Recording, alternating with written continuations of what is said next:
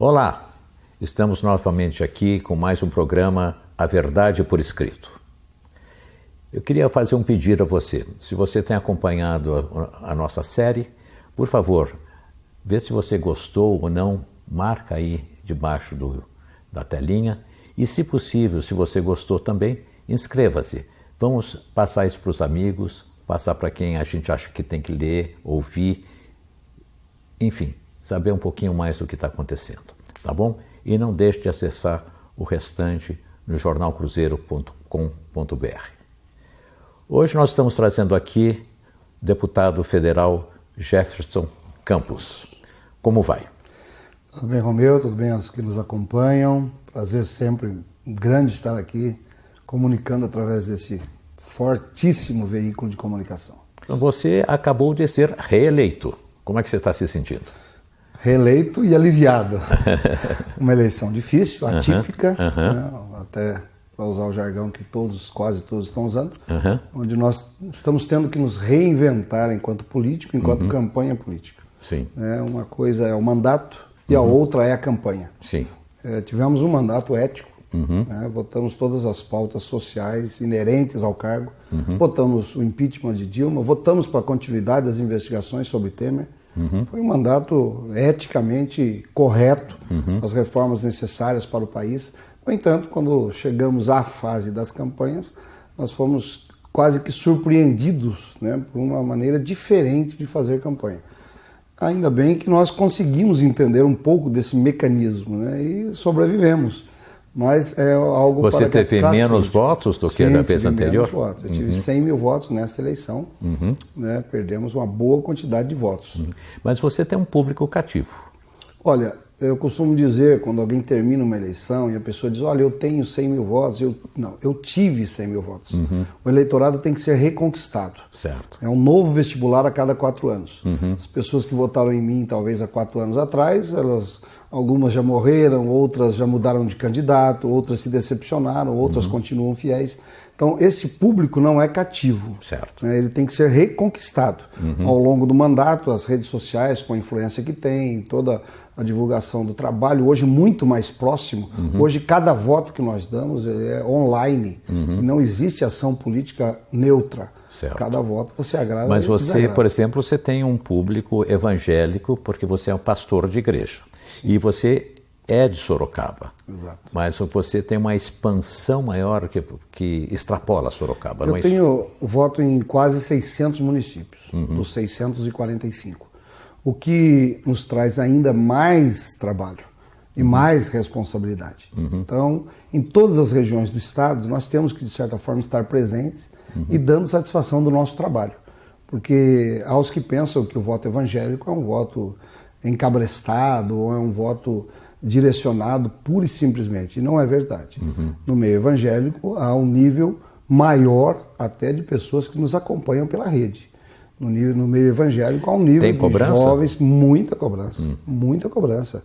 Cada voto nosso é cobrado, é criticado. Sim. Né? Os líderes, nós damos satisfação a eles. Eu faço um boletim informativo trimestral para entregar àqueles que nos acompanham no mandato, né? Porque nem todo mundo ainda acompanha a rede social. Ainda há uma boa parte que gosta de ler, né? Eu mesmo, talvez até não sou tão ativo, mas eu gosto de ler. Esse é o pessoal que a gente quer que leia o Cruzeiro do Sul, Sou o jornal. assinante do jornal. Leia o jornal, assine o jornal, leia lá o jornal, porque isso aí é a verdade que fica ali por escrito. Eu sou assinante na minha casa, sou assinante no meu trabalho, né, incentivo a todos, porque eu acredito, eu gosto, né, de acordar de manhã com o meu jornal na porta. É um hábito de cultura, né? Exatamente. É um hábito de cultura. E penso que nunca vai ser substituído. Por mais que a tecnologia avance, tem coisas que a gente Eu conheço algumas pessoas entre os nossos leitores que dizem que o grande prazer é acordar, daí sentar-se, pega o jornal com um cafezinho e vai lendo tranquilamente. E olha, me inclua entre essas pessoas. Inclusive, eu quero parabenizar a direção do jornal, recentemente, na sua primeira página, um editorial de altíssima relevância, que teve uma repercussão muito grande no meio político, no meio da intelectualidade dos leitores de Sorocaba. Um posicionamento corajoso, firme, que nós acompanhamos, e eu eu quero louvar a atitude e o posicionamento, que eu sei que não é fácil a um meio de comunicação forte, centenário como esse, se posicionar num momento difícil da vida brasileira. Mas o posicionamento fará diferença. E eu quero parabenizar toda a direção do Cruzeiro, a Fundação, na pessoa do César Ferraz, dos seus diretores, pelo posicionamento e coragem que tiveram em se posicionar num momento difícil como esse do país. Você veja, você está tocando um aspecto bem interessante, porque teve um outro lado que não gostou, né? Chegaram até tentar uma abertura de processo lá no TSE, o que é muito nos enaltece. Mas, por outro lado, essa questão do posicionamento do jornal, e o pessoal fala, pô, é um jornal de 115 anos, tão tradicional, tanto isso. Não é um jornal tradicional no sentido do que está escrito. É um jornal que procura acompanhar a nossa cidade, procura acompanhar o nosso leitor. E nessa linha, nós até dissemos isso em editorial há pouco tempo, na eleição americana, a questão de 2 anos do Trump, 550 veículos de comunicação se posicionaram. Inclusive o New York Times. Né? Exatamente, ou a favor ou contra o Trump, mas se posicionaram. Isso tem sido uma tendência entre os jornais modernos de chegar uma hora e falar, olha, o meu público é esse, eu me posiciono para que aqueles que estão concorrendo a uma eleição, eles possam se guiar. A democracia exige posição. A neutralidade, ela acaba prejudicando o processo democrático. E é lógico que quando você se posiciona, você ganha amigos ou perde amigos. Eu vi um grande palestrante esses dias que se posicionou no seu Instagram e ele perdeu quase 500 mil seguidores. 500 mil seguidores? Eu ouvi ele dizendo, disse, olha, não tem problema. Porque eram pessoas que estavam, talvez, me acompanhando, não pelo que eu falo, mas pela expectativa que elas tinham. Então, eu penso, essa é a minha posição pessoal, que o jornal deve se posicionar, e às vezes até contrário, talvez, à minha ideologia, mas há um posicionamento claro. Sim. Então eu reforço aqui a minha palavra, louvando a atitude, não prosperará nenhuma ação contra isso, até porque há liberdade de imprensa. Sim. Se não houvesse essa liberdade, aí sim estaríamos vivendo uma ditadura. Exatamente. Mas a liberdade sindical, de imprensa, religiosa, ela tem que ser preservada, né? E aqui o Cruzeiro do Sul, toda a sua fundação, os seus veículos de comunicação sempre têm preservado essa liberdade. Eu sou testemunha disso já com 22 anos de mandato, né, indo agora... Já chega a 22 anos? São 5 como federal, e agora vou começar o 5º mandato, e 2 como deputado vereador. Como vereador. Vereador de Isso Sorocaba. Foi o início de tudo, não? Eu me elegi em 96. A primeira eleição que eu disputei foi no papel. As pessoas que não estão acompanhando a evolução, a primeira foi em cédula de papel, passávamos a madrugada lá no Recreativo, no SESI, acompanhando a apuração naquele drama. A vida tem que ser sempre reinventada, e nós temos que acompanhar essa evolução. Nessa sua experiência toda com Sorocaba, está aqui na região e também já mais familiarizado com o estado de São Paulo, mas focando um pouco em Sorocaba, qual que você percebe que continua sendo um problema sério que precisa ser resolvido na região de Sorocaba? Nós fizemos agora pesquisas até para nortear a nossa atuação na campanha. Sim. Em Sorocaba continua, como todo o país, o primeiro problema é a saúde. Mas diferente do que a gente imaginava, o sorocabano não acredita que o problema sejam os hospitais. Os hospitais têm uma boa avaliação, né? Santa Casa, até o regional. Aqui, o que a população nos disse é que é o atendimento básico. É aquele primeiro atendimento na UBS, no postinho. É o postinho, eu uso a expressão sempre o postinho. Aquele, no postinho, é o que tem causado ao sorocabano a impressão de que a saúde está muito mal. Ainda temos o problema do transporte, da segurança, mas este é o que nessa questão da saúde, é bom você colocar isso, porque tem sido uma espécie de pauta constante do Cruzeiro do Sul, em especial no atendimento estadual. Não vou entrar pelo fato de ser o local ou não, que também a gente tem colocado muito disso, estamos entrando às vezes pelo aspecto da terceirização ou não, mas sempre procurando a melhoria do atendimento ao cidadão. Mas parece que o governo estadual tem deixado de lado um melhor atendimento, principalmente no hospital regional, e um hospital regional novo, que ainda não está funcionando, é uma promessa, lugar bonito, a gente olha, mas ninguém sabe o que acontece lá. Embora você seja federal, você tem algum conhecimento de como isso pode ser agilizado ou como pode ser melhorado? Nós acompanhamos muito próximo a questão da saúde, até porque é a demanda que mais nos chega. Todos os dias alguém está precisando de uma intervenção e a gente procura intervir o mínimo possível politicamente, porque essa não é a nossa função.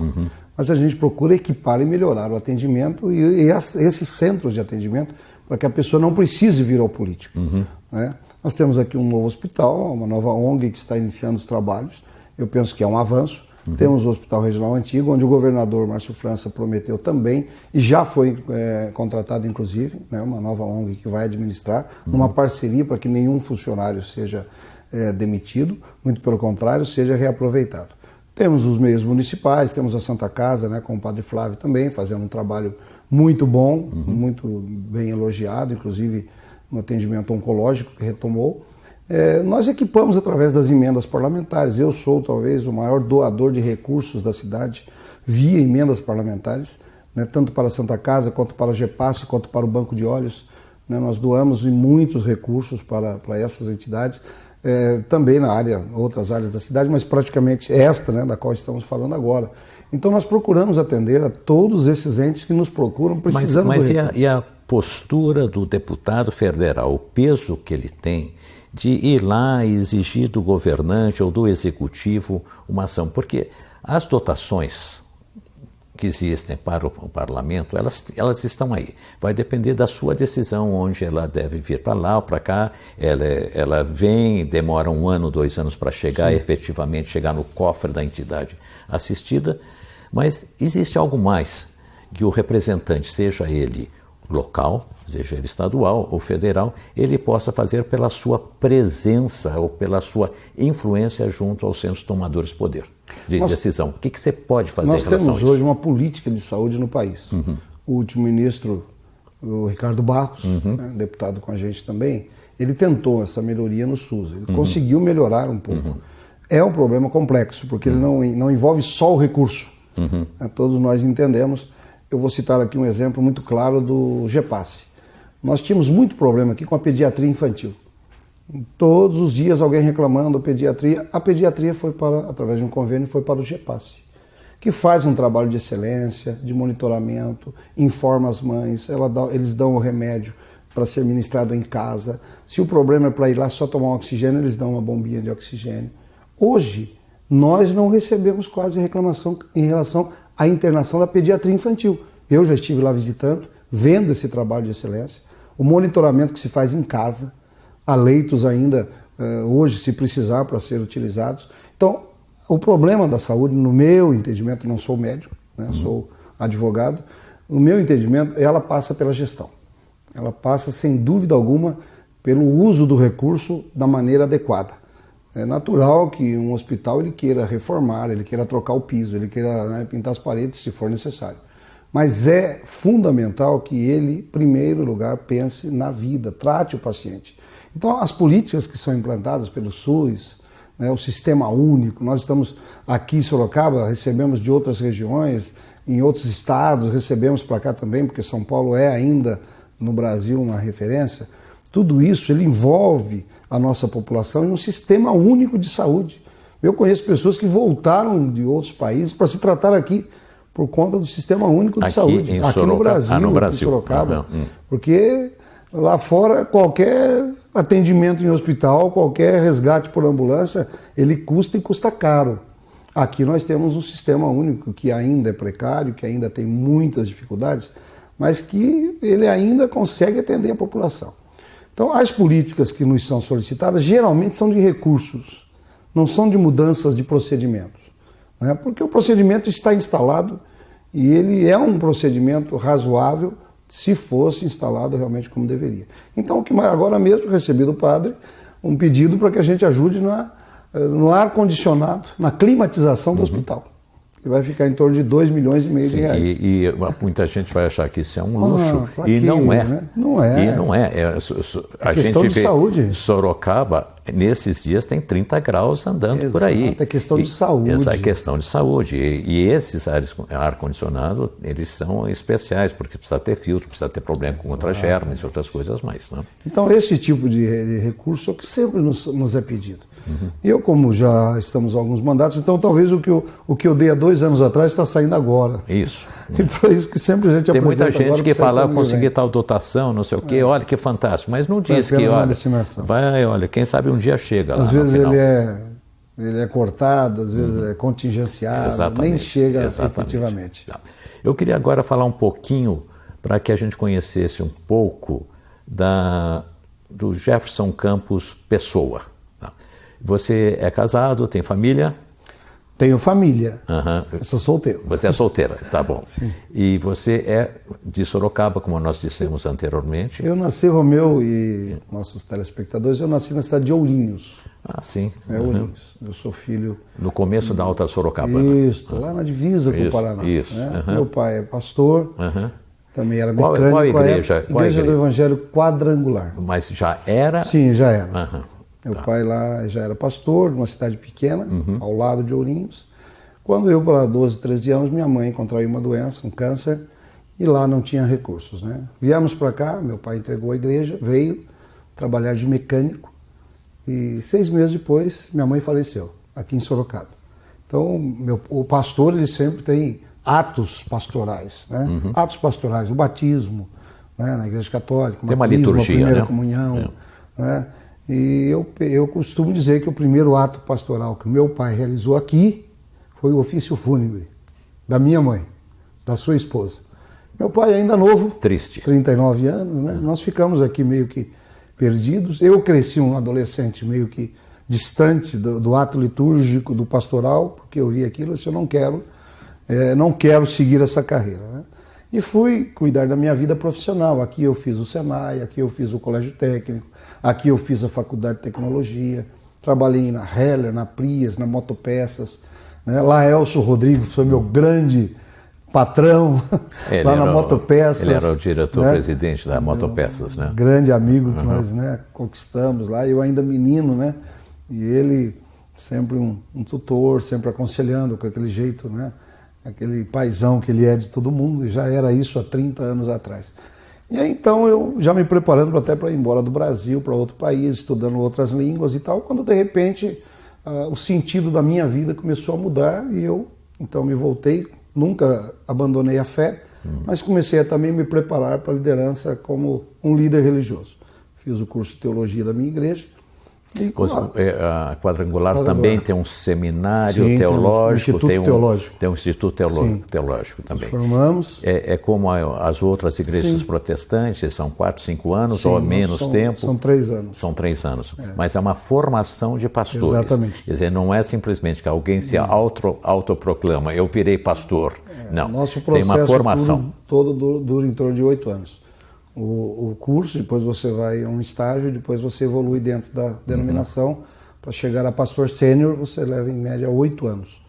Eu fiz este curso, o básico, e fui ser pastor de uma célula, de uma família, no último bairro da cidade de Sorocaba, no Parque São Bento. Era férias, porque aí eu então já estava fazendo a outra faculdade de Direito, né? Sou formado aqui na nossa querida FAD, sou inscrito na Ordem dos Advogados do Brasil, e fui ainda com 23 para 24 anos. Então você tem 3 profissões, vamos dizer assim.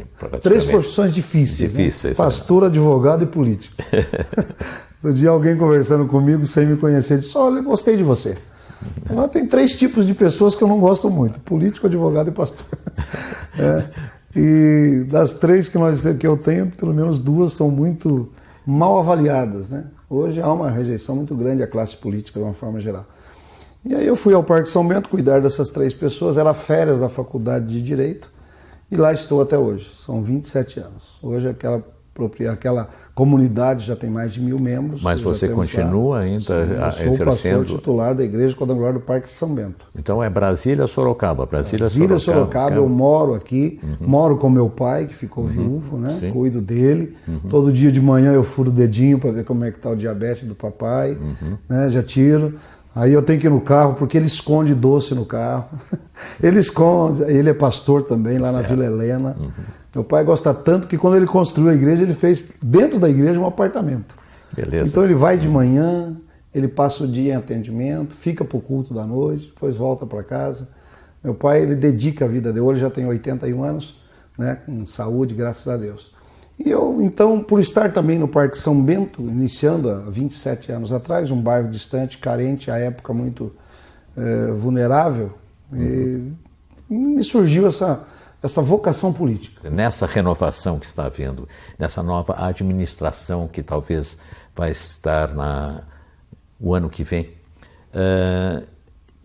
como é que você percebe os velhos políticos, vamos dizer assim, do qual você já faz parte, exatamente por tanto tempo estar lá, com conhecimento da máquina, do funcionamento, da estrutura da Casa de Leis, e a chegada de uma geração nova que está entrando dessa renovação? Parece que foram 250 e poucos novos que chegaram. 52%. 52%. Exato. Como é que você percebe isso? Você acha que realmente essa nova legislatura vai ter influência junto ao Executivo do ano que vem? Olha, eu estava fazendo a soma dos deputados do Estado de São Paulo com mais mandato que eu. Tem 4. De 70, tem 4 deputados, tem mais mandatos. Aliás, 3 e eu sou o 4, em número de mandatos. Você é o último dos moicanos, federais. então. Então, o que você falou sobre sobrevivência. Hoje estão todos meio que sem entender bem ainda o acontecido das últimas eleições. Políticos que tinham convicção e certeza da reeleição não conseguiram a sua aprovação. Bons políticos até. Hoje, em Brasília, eu fui já 2 semanas. E dentre eles, 2 por Sorocaba, não? Pois é. E eu tenho acompanhado, né, em Brasília, eu fui 2 semanas já, todos, alguns meio tristes, né, outros ainda aliviados, mas ainda não sabemos bem como acontecerá a nova gestão do Brasil. Até porque nós temos um candidato, né, à frente nas pesquisas, tudo indica que vai ganhar, dizendo que não precisa dos partidos, que não vai ceder a partido nenhum, que não vai dividir ministérios, que não vai haver. Nós temos a velha política, um partido que tem 30, 40 deputados, que efetivamente participa das ações positivas e até desgastantes do governo, porque há votações que são desgastantes. E vai ser necessário. Vai ser muito necessário. E quem acha que vai ser assim uma maravilha, não vem coisa difícil de ser feito aí. Este partido, normalmente, ele quer dividir os ônus e os bônus, né? Não que vai indicar alguém para se locupletar, não que vai indicar alguém para fazer malfeitos, mas que tenha um espaço político até para a sobrevivência política. Este era o mecanismo, né? Este era o sistema.